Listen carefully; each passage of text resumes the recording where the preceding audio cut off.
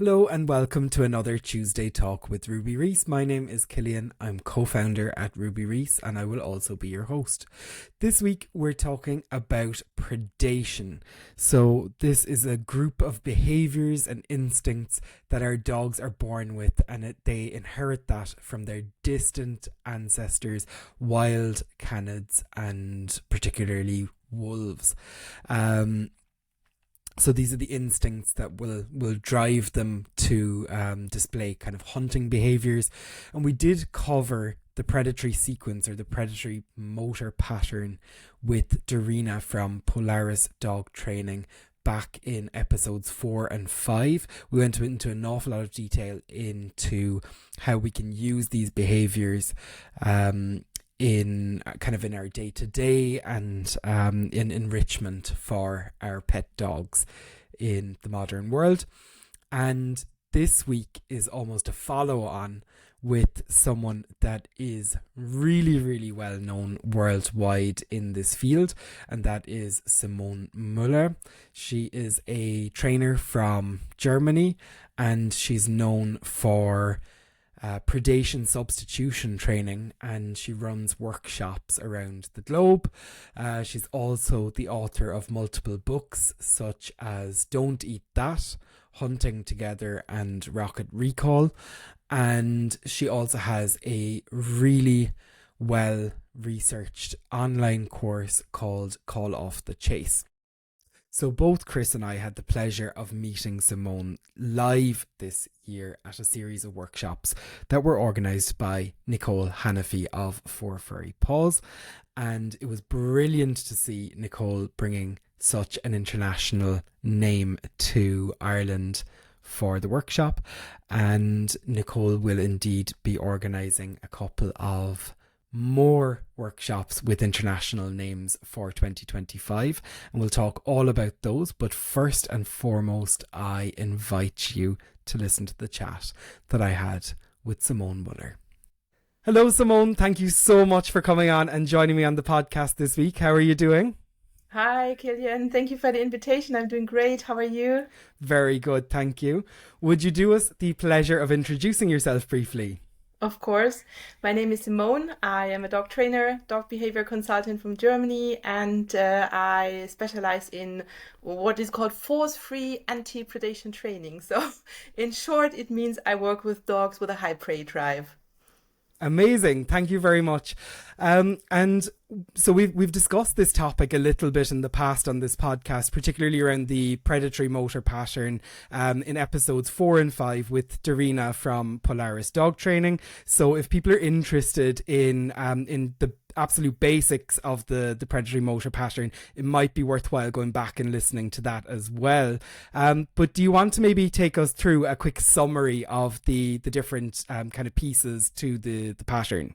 Yeah, sure. Because it is a complicated topic. When people tell me that their dog has a high prey drive, what they normally mean is either their dog is chasing wildlife or livestock, or their dog has already attacked another animal.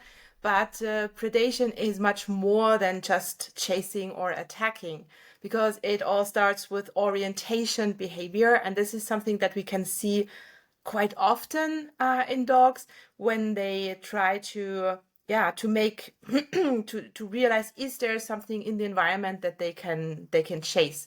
And they can do this either with their eyes through scanning the environment, or with their ears listening for sounds.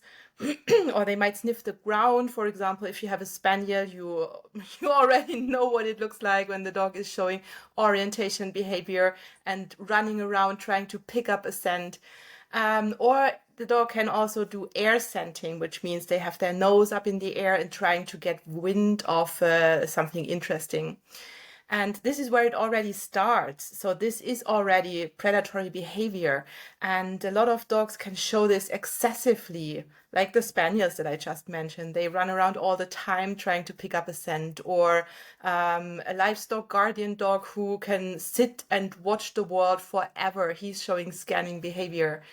And then when the dog goes on and he finally sees something that is worthwhile hunting, he goes into what is called a stalk, which means that he becomes really tense and arrow-shaped and only focused on this particular animal.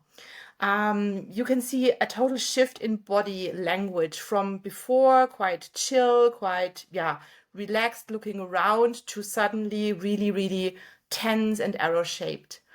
And then the dog is trying to creep forward to bridge the gap between themselves and the prey animal in order to get as close to the prey animal as possible. For our domesticated dogs, it's not so important to show this, but if you think about a wolf, for example, he has to make the calculation. Is it really worth chasing the other animal, because chasing costs a lot of energy, a lot of calories. So the wolf really has to make sure that he gets as close to the wild animal, to the prey animal, before he really goes into the chase. And then the chase is, we all know that. So if you have a dog and you think your dog has a high prey drive, or you say about your dog he has a high prey drive, I guess you know what a chase looks like. Because this is the part that we are also afraid of, because now everything is getting out of hand and out of control and can really end in a dangerous situation, because we cannot manage and handle this anymore. But still here, the predatory motor pattern does not end yet.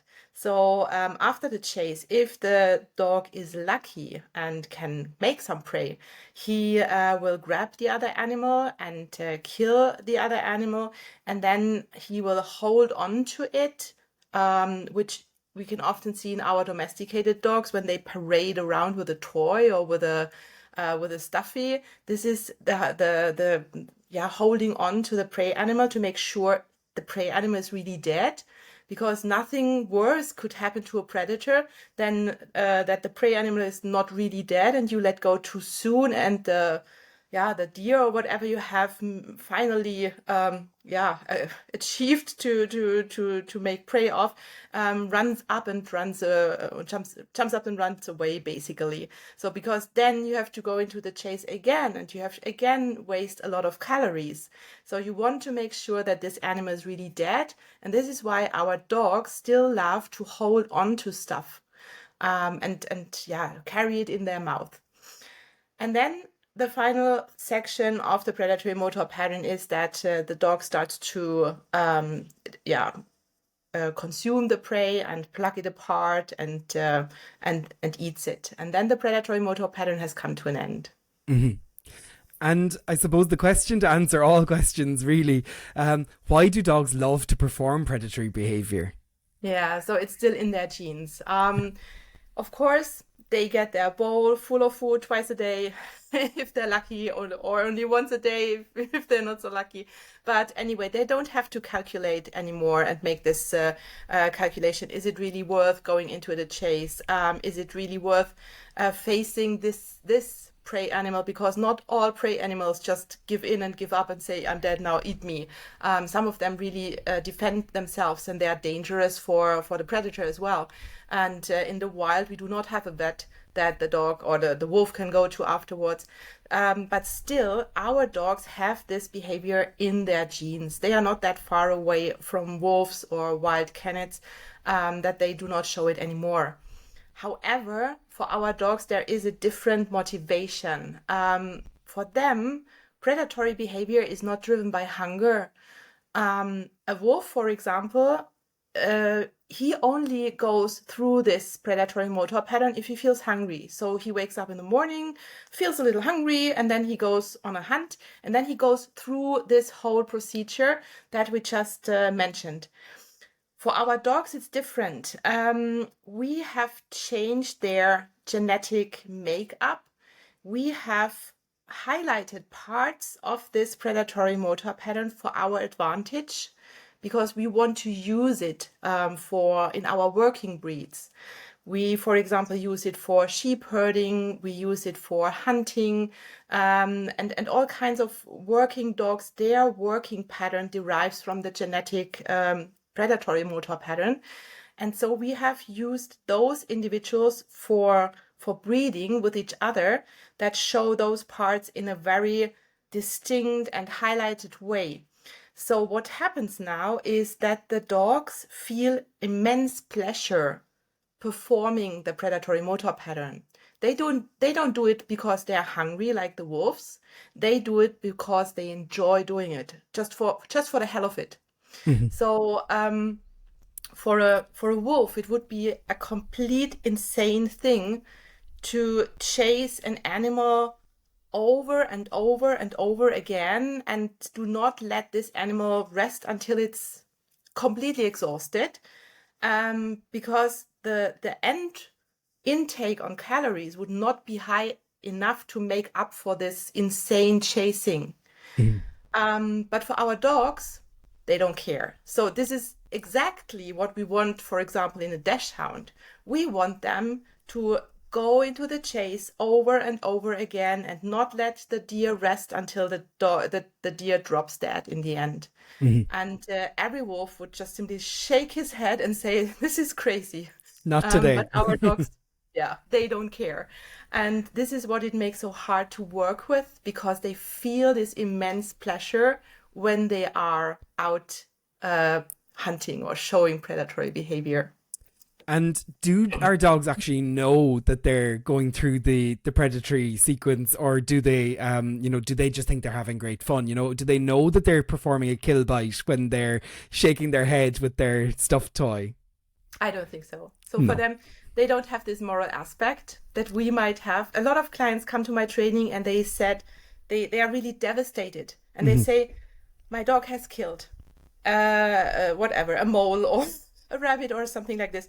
And then in their mind, there is this line where this frontier that the dog has crossed, and now he can never go back into a normal state.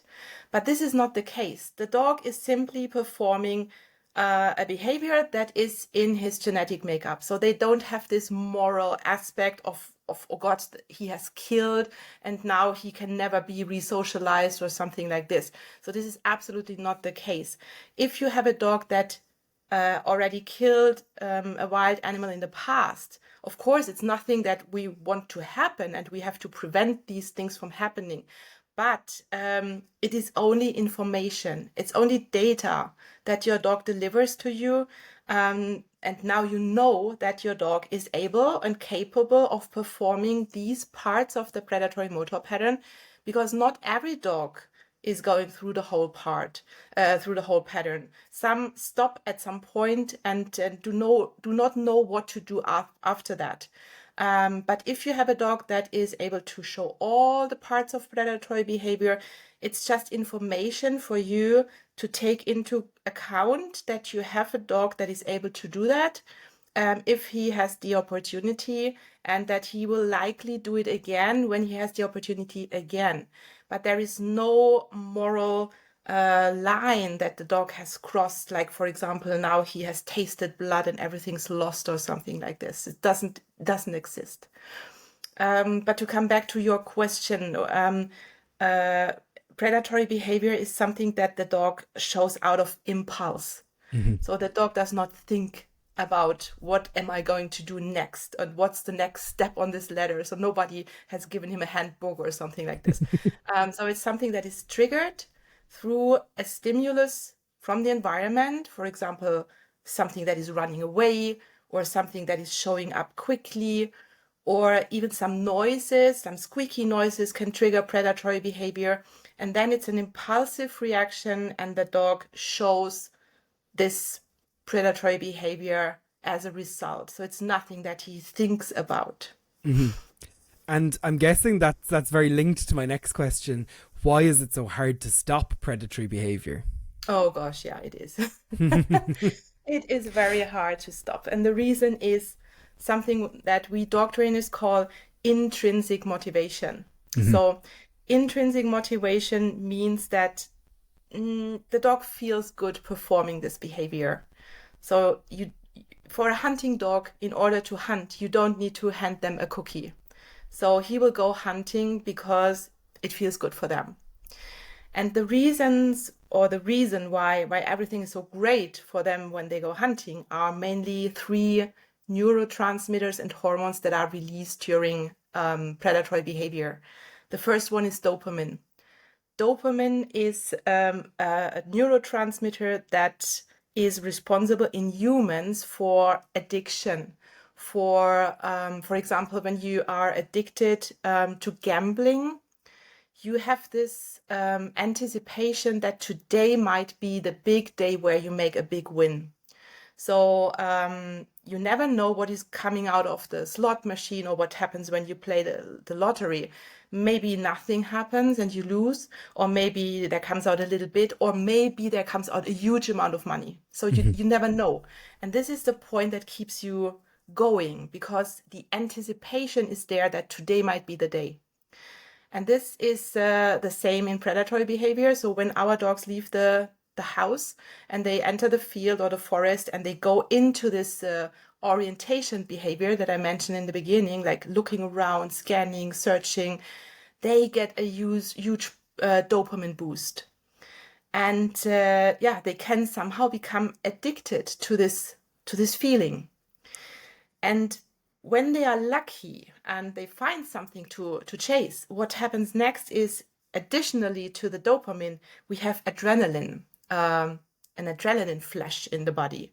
And this is a very, either good or bad combination, depends on how you see it, because dopamine plus adrenaline create a state of euphoria. Okay. And this is also the reasons why your dogs come back to you and they have this crazy look in their eyes, like complete madness, but in a positive way. The tongue is hanging out and there's foam everywhere and they have this big grin and they're completely exhausted and their eyes tell you, whoa, this was it. While you stand there and you would like to scream and shout and cry and whatever, but they are completely unimpressed by all your emotions because they say, it was so worth it. Yeah. Yeah. Okay. And the last, is it a hormone, a neurotransmitter? I'm not quite sure. That is released is when they are even successful. So when they mate prey, and they are able to consume and dissect this prey animal, then we have a release of happy hormones, of endorphins into the body. So things that they, for example, when you have fought really hard for something and then you have finally achieved it and you can indulge in this feeling of, wow, I really did that accomplishment. And this is these are the endorphins, even in our human bodies. And it's the same for dogs. So we have dopamine, we have adrenaline, we have the combination of them creating the state of high, and then we have the endorphins. And now you can imagine why we cannot just come around the corner with our cookie and say, no, please don't go and hunt. I have a cookie for you here. And the dog will say, I don't care about your cookie. And what is the importance then of keeping our dog's prey drive under control? Yeah. So this is really hard because, as you can imagine, it's not something that the dogs will just let it be because it feels so good.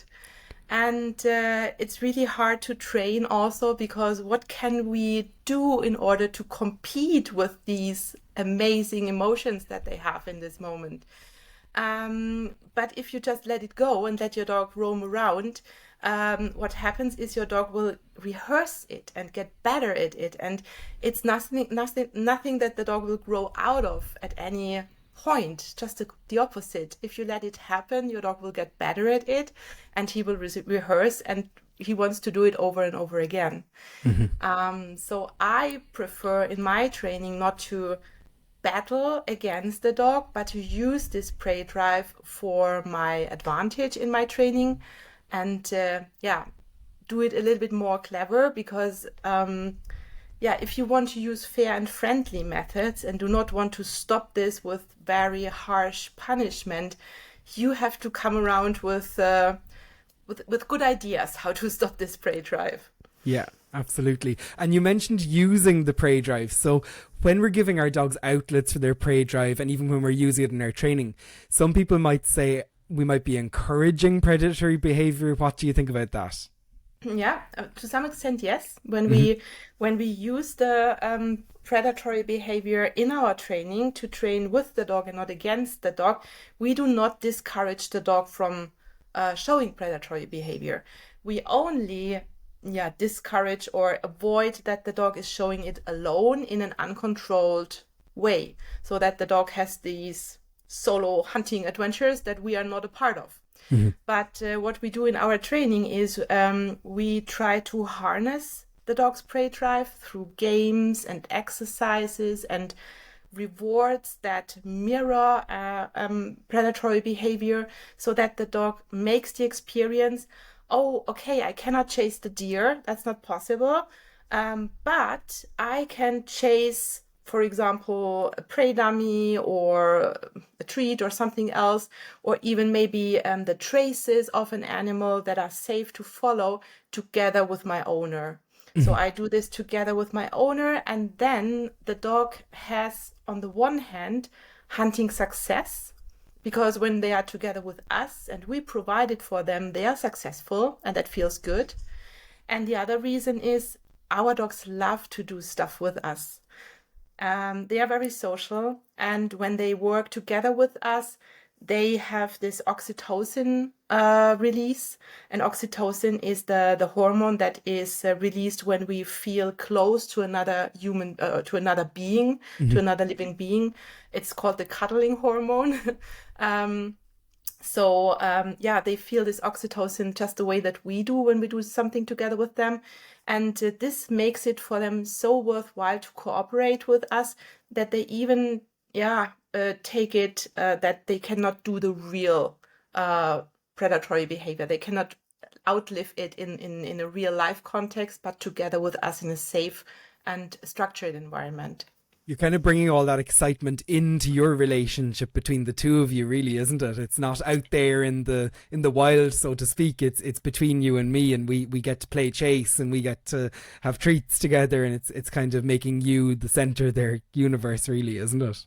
Yeah, exactly. That's the point. Because when the dogs show predatory behavior, normally they either don't even realize that we are there because they are so far gone in their head, and we are just the ballast on the other end of the leash. Or even worse, we are always the killjoy who interrupt and nag and stop and say, don't do this, leave that be. And here we have this shift, even for the or in the dog's perception, that we become a kind of hunting partner for them, that they enjoy these good things together with us. Hmm. Yeah. And do you have your own experience working with your own predatory dogs? Oh God, yeah. The dogs that I have at the moment Hmm. are, thank God, not so high prey drives. They are Australian Shepherds, and they are hardwired to stay close to me. So all in there, yeah, they are made for sheep herding or cattle herding, even more. And they are also from a ranch line, which means they were really used for cattle herding until generations ago.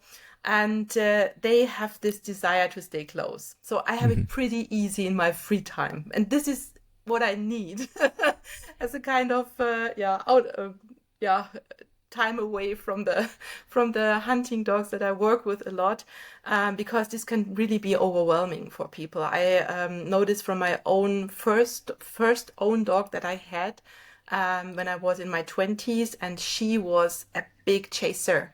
So she didn't show much of this orientation behavior that a lot of hunting dog owners struggle with. For example, that the dog is sniffing and tracking all the time. But she was deliberately looking out for things in the forest. And when she couldn't find something, she made sure that she found something. So she was chasing everything that moved. But before that, even when there was nothing, she was running into bushes and running into the forest away from me, just to make sure, I will find something that I can chase. Hmm. And then when you're working with your clients, and they bring all of these high prey drive dogs to you, you use what you coin predation substitute training, right? So how does that work? And you speak about 4 different aspects of it, I think. So do you want to introduce us maybe to those as well? Of course, yeah. Predation substitute training is what I call a friendly and a friendly method to work with the dog. It's not using harsh punishment to keep the dog from chasing or searching for wildlife.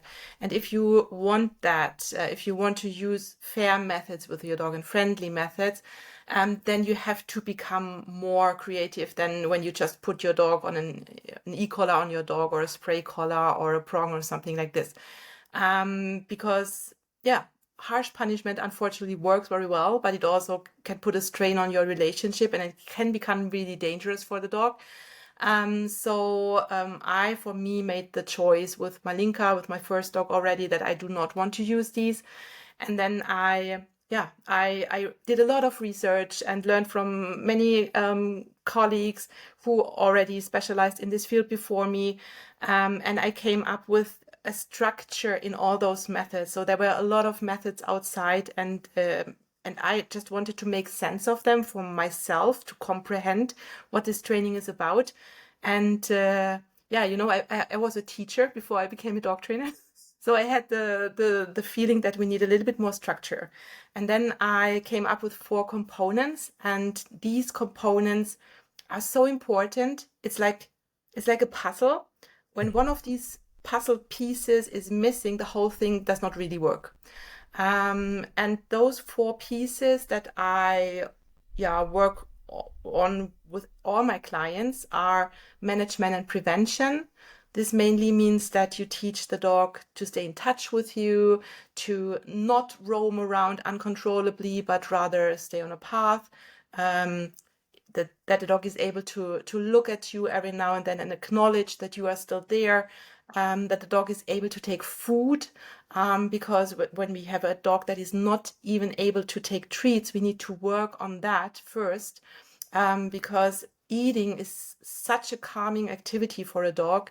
And if I hear something like my dog has no food drive or something like this, this doesn't exist. So it is something which is called predatory over arousal. So the dog is just too excited, too aroused in this environment to eat. And we need to work on this arousal first, because this is the root cause of a lot of evil. Yeah, and then what is next is predation substitute tools. And these are not tools that you put on a dog, like an e-collar or something like that. It's more behaviors that you use when you come into the situation where you meet wildlife. So oftentimes when I, as the human, see the deer first, for example, I really panic.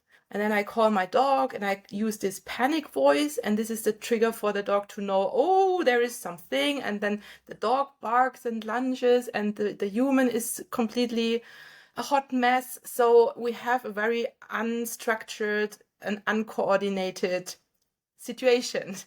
And what we want in with the tools in the real life situation is that everybody knows what to do.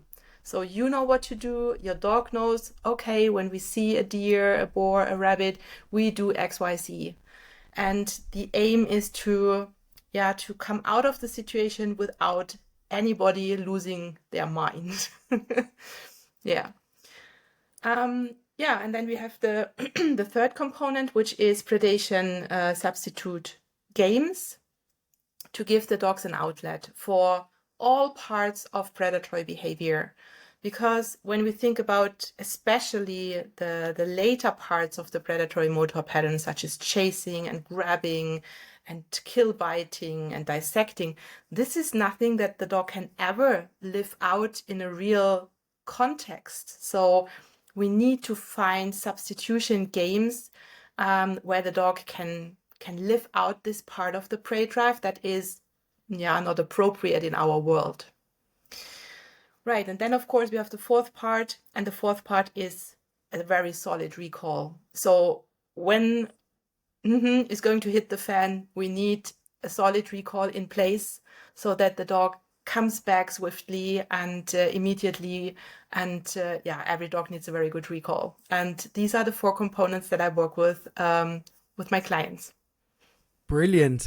And you make it sound so easy, but I know it's quite difficult, and you have to take an awful lot of time for each of those components.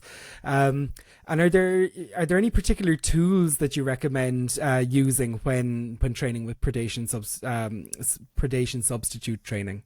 Yeah, so tools, no, not so much. So basically, I love my dogs pretty naked in terms of tools. I just saw the other day how to stack 3 different collars around your dog's neck in a correct way. So the first was the normal collar, then came the e-collar, then came the prong collar, and I was like, oh my God, is there even space left on the dog's neck?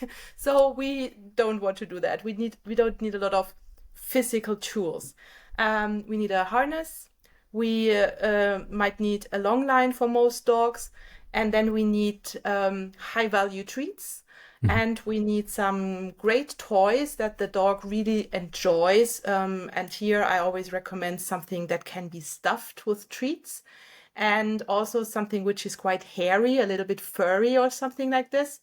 You can either use fake fur or real fur. Many dogs do not distinguish between the both, but if your dog does, you might want to use the real fur toys. So that their dog can really have an outlet and have the feeling that they really put their teeth into fur, into a prey animal. But besides from that, the tools that we work with are rather parts of the predatory motor pattern that we use for our advantage. So, for example, if your dog cannot chase, which almost no dogs can do safely out in the wild, but he can learn to stand and watch the wild animal, and this also gives him this dopamine boost, because stalking, which basically is gluing the eyes towards this other animal, is a part of predation. So we do not stop the dog altogether and say, no, come back, turn away from it, do not look at it. But we encourage the dog to perform these safe parts, the stationary parts of predation that we can still handle and manage safely. And these are the tools that we use. Mm-hmm. Yeah. And you mentioned a lot while talking through the tools as well, that, quite a lot of it comes down to the individual dog, right? Yeah. Yeah. So it depends on what's going to interest them, what's going to excite them, what's going to be a reward for that particular dog. Absolutely. You know this from yourself. You have a bulldog, a Frenchie, yeah, a French bulldog, yeah. And I do not know your dog, but I assume she loves to grab and shake things. Yes, absolutely. She loves that kill bite. So she really, really enjoys the first shaking the toy, particularly a toy that's a little bit longer than her head, so it shakes on both sides. And then also then the squeak until she can't squeak it anymore. So this sounds terrible to anyone, but I don't think she really knows what she's doing. No, she's not. She's just enjoying the moment. Yeah. And this is so typical for dogs with bull breeds. They hardly ever come to my training because the dog is chasing uncontrollably or sniffing and tracking and stuff like that. Because the dog shows a form of predation which is quite safe for us to handle. So give them a toy, a long one that they can hit their own ears with. So he's totally fine. But if you, for example, have a hound, this looks completely different. So a hound is made for tracking, for following a track on the ground.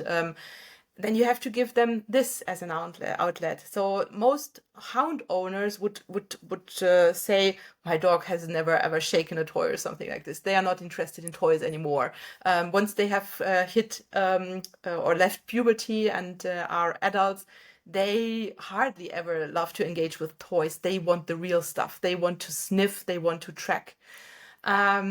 Retrievers, they love to possess, they love to parade with a toy in their mouth. Uh, Border collies, they love to stalk. They love to have something in their vision that moves. The same for pointers. They can stand and watch something for ages. So it is always the individual dog, and of course the breed As and well. the usage can already give you a hint. But then again, I have also mixed breeds, and for them, we just need to observe them. So we need to observe them when they play with a toy, when they play with each other, and then we can say, okay, he enjoys this part of the predatory motor pattern or that part. And I tell my clients even to note that down, what they observe, because we can use this later for our advantage. Yeah, absolutely. And, we've just spent the last couple of minutes talking about all the fun aspects of it, and I'm sure a lot of this training should be fun. And I know you touched on this already, but do we need to stop predatory behaviour with the heavy hand? Yeah, the heavy hand. I think, yeah, you should be consequent. So you do not. I don't allow, especially my puppies, to go around and show uncontrolled predatory behavior, because I don't want them to rehearse that. But on the other hand, what we humans mean with heavy hand is always that we step in with harsh measures. And we forbid the dog to show any predatory behavior at all. And the consequence is quite like we shout at the dog, or we body block the dog, or we do a physical form of punishment. And this is not, for me personally, it's a ethical thing, an ethical aspect, because this is not something that I want to do with my friend and family member, which I regard my dog to be. But it is also a problem for those breeds, because the hunting breeds, or the working breeds in general, they were bred to deliver on point. So, for example, if I am a hunter, a human hunter, and I feel like I'm going hunting today, I need my dog to be ready. I cannot have a dog that says, oh, let's do that tomorrow. So we have basically bred dogs that are ready all the time, because they never know when we are ready. Sure. And what happens when they are out and about and searching for prey, when we interrupt and stop the slightest engagement or the slightest intention to go hunting, is we build a lot of frustration in these dogs. And in working dogs, frustration results in a larger effort to try. Let me explain what this means. So, for example, when you have a dog that the task is to flush something, wildlife, for you as the human hunter, and there is nothing around, you would normally think, okay, the dog will now calm down and say, okay, there's nothing around, let's go home. But because we want to hunt as a human, they try harder. So they feel frustrated, and instead of giving up and calming down, they get more excited, more aroused, they try harder, which means they get faster, they go wider, they search more intensely. And this happens with every type of frustration. So when you always keep your dog from hunting and you suppress the dog and no, don't do that, what happens is the dog becomes more frustrated and shows more hunting behavior as a consequence because of this frustration. And when I go in with a heavy hand, what I normally mean is to suppress hunting behavior. And this will absolutely backfire in the long run. So you're giving out to your Labrador or your Poodle or your Water Spaniel for jumping in the lake just probably isn't going to be the most productive thing to do, right? Yeah, right. Very good. And are there any other myths around predatory behavior that you hear a lot and would like to dispel? Oh, wow. There are so many myths around. I have a free webinar on that with the 10 most common myths about predatory behavior and are they actually true or not. So, for example, what I already mentioned in the beginning about food, that hunger does not drive predation. This is in the webinar, and a couple of others that I think I cannot come up with it at the moment, but you're very welcome to go to my website and look at the freebie. It's a free webinar. It's called Prey Drive in Dogs, What Works and What Doesn't. And this is covering, or it's basically a Mythbuster seminar. Brilliant. And that'll be a super useful tool for lots of people listening in. So I will put that into the show notes as well as anything else we mention. And I suppose talking about courses as well, if people are interested in learning a little bit more about predation substitute training, do you have other online courses available for them to take part in? Yes, I do. For example, I have a very comprehensive step-by-step self-learning course. It's called Call of the Chase. And it's the Predation Substitute Training Master course because it has all the tools in it that you need for any kind of predatory behavior in your dog. So there is something in it for all the dog types and breeds and the hobbies that your dog loves to perform, so the parts of the predatory motor pattern. I have tried to film this with as many different breeds as possible. So I basically called all my friends with different breeds and I said, I need a pointer, I need a setter, I need this and I need that. Can you please come with your dog? And we do a little bit of filming. And in the end, it was more than 15 breeds that we have in this course. I think it was 8 hours of material in the end. And you can go through it on your own time. But when you have questions, we also have a community and we have a monthly live Q&A. So I think it is the most comprehensive course on predatory behavior at the moment. And of course, with a force-free approach. So it's all R+. And and when you basically go through the webinar, the free webinar, the Mythbuster that I mentioned before that, you even get a discount to the course. So you do not have to pay the full price. So in the end of the free Mythbuster webinar, there will be a bonus code that you can use for the big course, for Call of the Chase, the master course.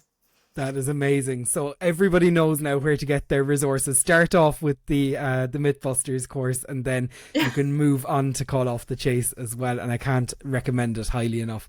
Simone, thank you so much for coming on and sharing such brilliant knowledge with us. It's so appreciated. So thank you.